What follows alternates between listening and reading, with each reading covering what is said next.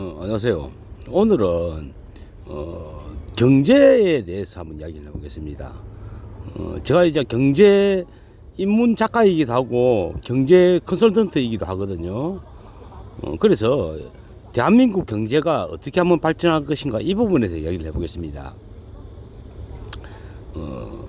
대개 보면 그렇잖아요. 그 어떤 나라이든지 보면 처음에는 가내수공업, 그 다음에 뭐 제조업, 중화공업, 그 다음에 뭐 첨단 기술, 그 다음에 요새는 4차 산업이래 가지고 AI 어떤 이런 산업, 이런 식으로 이제 발전해 나가는데 그런 것 같아요. 초반에, 그러니까 우리나라가 그렇듯이 가내수공업, 그 다음에 제조, 중화공업까지는 그렇게 어려운 게 아닙니다. 물론 쉬운 것도 아니지만은, 그거는 왜냐면 선진국 따라가면 되거든요.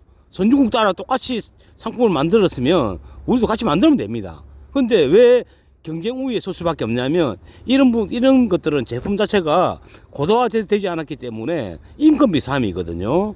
가령 예를 들어 가지고 뭐 서방에 비해서 우리가 인건비 싸잖아요. 그러면 똑같이 만들어도 경쟁이 되는 거죠. 그렇기 때문에 이거는 뭐냐면 그러니까 중화공까지는 이건 인건비 사업이다. 그렇기 때문에 고속 성장할 수밖에 없거든요. 우리도 그랬고 지금 우리가 따라오는 중국, 베트남, 뭐 인도 같은 데도 지금 그렇게 따라하고 있잖아요. 따라하고 있어가지고 지금 우리나라 제조업들 제가 그 기업들의 재무제표를 다 보거든요.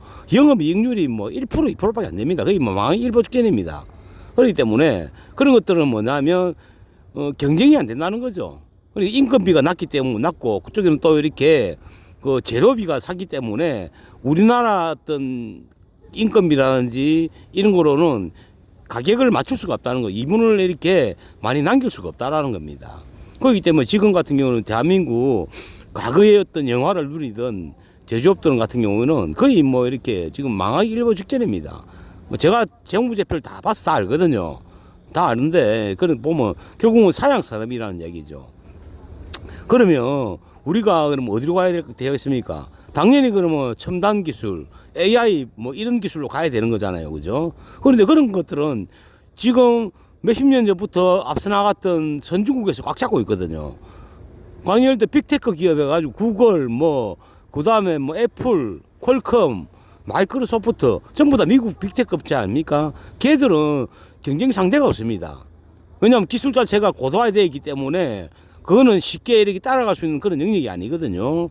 그런 아들이 벌써 자리를 잡고 있고 우리나라 같은 경우는 제조업은 개발도상국에 의해서 지금 따라잡힌 상태고 앞으로 뻗어 나가려 해도 기존의 선진국들이 지금 차고 나갔기 때문에 자리를 잡고 있기 때문에 우리가 끼어들어갈 틈이 없고 대한민국은 지금 보면 어떤 상태 자체가 거의 뭐 지금 뭐 끼어 있는 상태입니다. 개발도상국과 선진국 사이에서 끼어 있는 그런 상태거든요. 그렇기 때문에 사면초가의 상태입니다. 지금 현재로서는. 그러면 이 상태에서 한 단계 뛰어넘어 가지고 선진국 대열에 가입하려면 어떻게 하겠습니까? 해야 되겠습니까? 결국은 이거는 뭐냐면 옛날에 어떤 사람을 부속품처럼 여기고 갈아넣던 제조업하고 시대하고는 다르거든요. 다르고 이거는 뭐냐면 창의성이 어떤 곽강받는 시대, 창의성이 돈이 되는 시대에 지금 그런 시대로 나아가야 됩니다. 그렇기 때문에 우리는 하는 건 뭐냐면 창의성을 끄집어낼 수 없는 거거든요. 강제로 니는 뭐 창의적이 된다 이런다 해가지고 그 사람이 창의적인 어떤 생각이 나오는 건 아닙니다. 우리가 할 수 있는 건 뭐냐면 우리 사회와 그 다음에 국가가 할 수 있는 건 뭐냐면 창의성이 발현되기 쉬운 그런 환경을 만드는 게 중요하다고 생각을 합니다. 그런 환경을 만들다 보면 100명 중에 한 명이 창의적인 그런 어떤 아이디어를 낼 것이고 그런 것들이 이제 이렇게 뭐 어떤 그런 국가 경제를 이끌어 나가는 그런 어떤 시스템 그렇게 돼야 되거든요. 그렇기 때문에 그러면 창의적인 어떤 생각들이 발현될 수 있는 그런 어떤 상황은 어떤 상황이겠습니까? 일단은 뭐냐면 사회적으로 자유로워야 되거든요. 자유로움이 상태에서 사람들은 지 하고 싶은 생각을 다 하고 싶은 말을 하게 되고 하고 싶은 생각을 할 수 있게 되는 거거든요. 그리고 다른 사람들의 어떤 그런 어떤 톡톡 튀는 아이디어가 사회에 나오고 그런 걸 또 받아들이는 사람들은 또 거기에다가 그걸 또 이렇게 받아들여서 더 좋은 아이디어를 또 만들어내고 결국은 뭐냐면 사회 문화 자체가 자유로운 상태가 돼야 된다는 거죠. 편안하고 자유롭고 여유로운 상태가 돼야 된다는 거죠.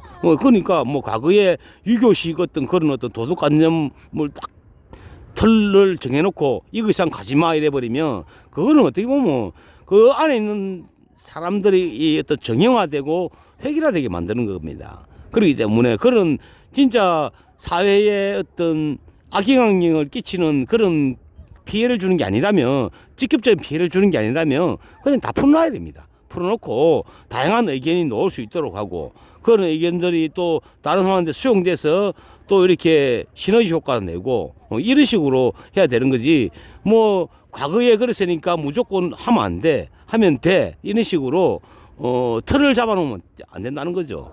그런 부분에서 어떤 사회 문화 어떤 그런 관점에서 자유롭게 풀어놔야 된다. 그러고 사회적 건기들을 과감하게 철폐를 해야 된다. 그 어떤 선이 그 선이 어떤 어느 정도까지인지는 그러니까 현재 급박한 위험이 있느냐 없느냐 이거에 따라서 막을 것인지 풀 것인지를 결정해야 되겠죠. 그게 이제 표현의 자유 뭐 어떤 제약의 원칙인데 하여튼 뭐 그렇게 중요한 거는 뭐냐면 이래저래 어느 정도 자유롭게 말을 할 수 있는 분위기를 만들자. 어떤 이게 첫 번째고 두 번째는 그렇습니다. 요즘에 그러니까 조직을 제가 경험을 해보면 100%입니다. 99%는 100%야. 거의 뭐 이렇게 뭐 상명하복, 그 다음에 어떤 서열, 권위의식 이런 것들이 거의 충만하거든요. 우리나라 조직들을 보면 그런 가운데서는 가는 예를 들어 가지고 좀 색다른 이야기를 하면 모난돌이 정 맞는다고 그런 사람들은 조직에서 버티질 못합니다. 버티지 못하고 그 위에 사람들이 과거에 어떤 그런 어떤 획일적인 어떤 문화에 재있는 어떤 상사들이 그런 사람들을 갖다 내비두겠습니까? 쫓아내든지 뭐 핍박하든지 수관하겠죠. 문화 자체가 대한민국 문화 자체가 아예 창의성이 발현될 수 있는 그런 문화가 아니다는 거죠. 조직 문화 자체가 이런 부분들 과감하게 철폐를 해야 됩니다. 철폐를 하고 그러니까 세워들은 그러니까 기업의 사장들이나 회장들은 이런 어떤 시대적 조류에 맞춰서 상사, 직장 문화 그 사람들은 보면 정권을 가지고 있기 때문에 그런 것들을 할 수 있는 그런 권한이 있잖아요. 힘이 있잖아요. 그렇기 때문에 그런 어떤 개방적인 마인드가 갖춰진 사람들을 조직의 리더로 세워야 되는 거죠. 리더로 세우고 그 다음에 관리자도 그런 사람으로 세우고 이래가지고 그런 어떤 기업 문화 자체를 바꿔 나가야 됩니다.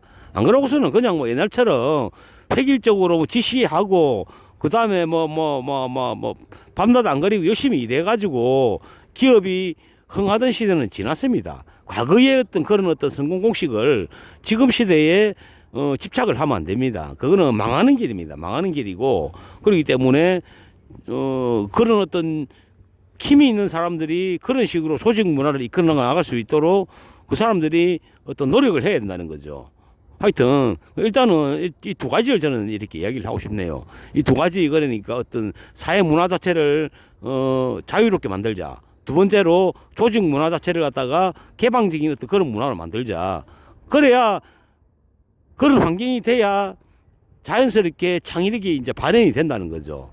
그렇지 않은 조직에서는 창의력은 다 죽습니다. 다 죽고 획일적인 어떤 조직에 부속화된 사람들만 살아남는 어떤 그런 구조밖에 안 되거든요. 그러면 결국은 경제도 그냥 샌드위치 된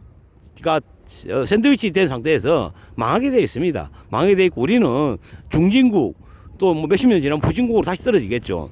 그렇기 때문에 그런 부분들 그러니까 사회적 리드에 있는 자리, 지식인에 있는 위치에 있는 사람들은 이런 부분을 한번 고민해 볼 필요가 있고 거기에 대한 어떤 대안들을 한번 제시해 볼 필요가 있지 않을까라는 생각이 듭니다. 감사합니다.